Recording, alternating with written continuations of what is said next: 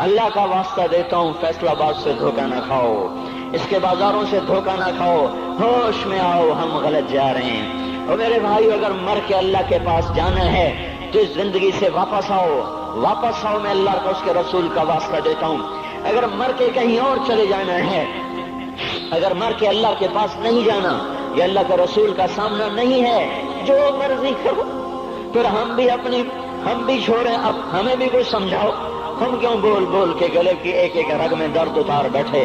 گھر چھوڑ چھوڑ چھوڑ چھوڑ، سارا وجود ہڈیوں میں درد اتر گیا ہے، تو کچھ ہمیں بھی راستہ بتاؤ کہ یہ راستہ ہے، اس پہ موج میلہ بھی ہوگا، اللہ بھی نہیں ملے گا۔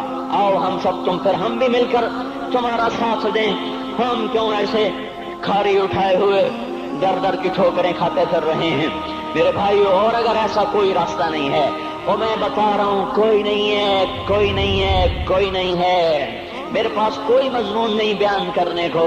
میں یہ نوجوانوں کو دیکھتا ہوں، میرے بندر ٹوٹ جاتے ہیں، میں دیوانہ ہو جاتا ہوں کہ میں ان کے کیسے دلوں میں اتر کر ان کے دلوں کی لگاموں کو اللہ کی طرف پھیر دوں اور اس کے رسول کی طرف پھیر دوں۔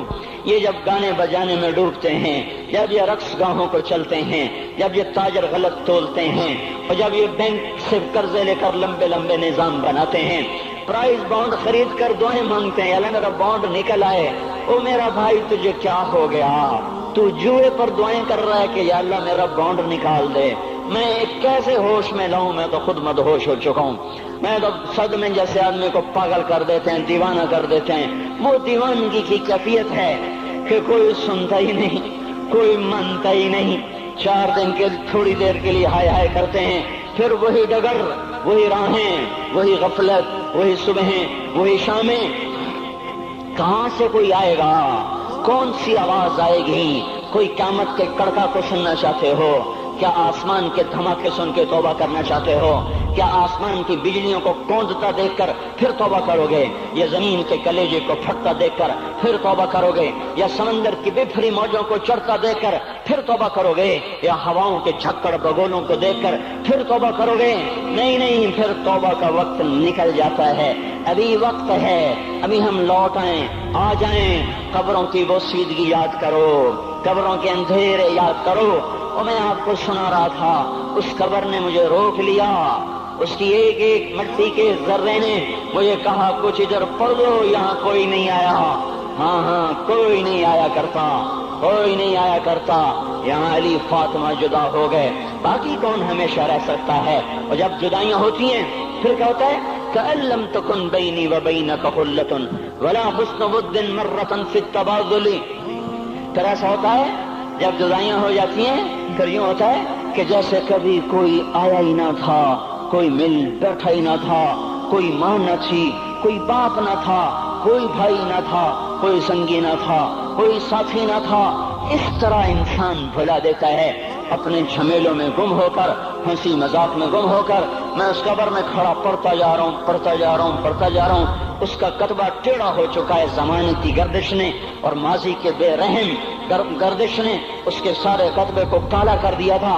مجھے تجسس ہوا، میں دیکھوں یہ ہے کون جس کی قبر نے مجھ جیسے اجنبی کو رونے پہ مجبور کر دیا اور مجھے کھڑا کر دیا۔ میں قریب ہوا، میں نے جھاڑا تو پر لکھا ہوا تھا اللہ اکبر، رستم ہند امام بخش۔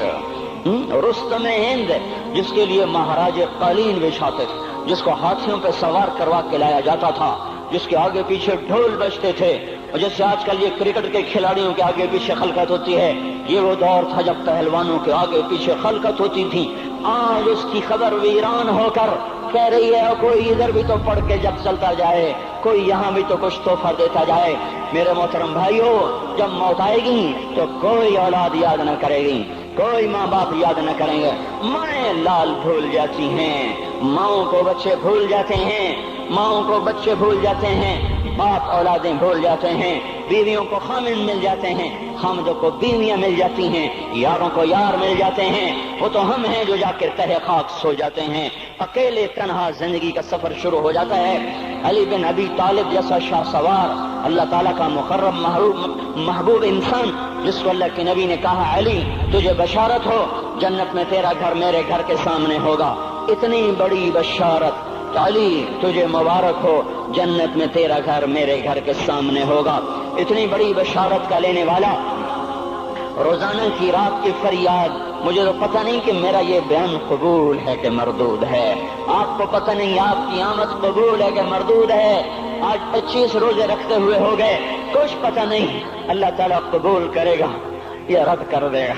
बड़ी जात है, आज तक जिंदगी में कोई एक अमल भी नजर नहीं आता जिस पर हम दावा कर सकें ये काम तो मेरा अल्लाह को बड़ा पसंद आएगा और मेरी बख्शिश का सामान हो जाएगा।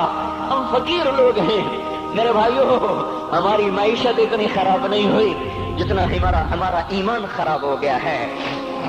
हमारा फकीर, उसका चूल्हा ठंडा हुआ है, हमें उसका दर्द है, लेकिन उसके चूल्हे ठंडे होने का इतना दर्द नहीं है जितना उसके ईमान की अंगीठियां सर्द हो चुकी हैं, जितना ये दर्द है, क्योंकि ये फकर मालदारों को भी हासिल है। ये फकर पूरी दुनिया पे छा चुका।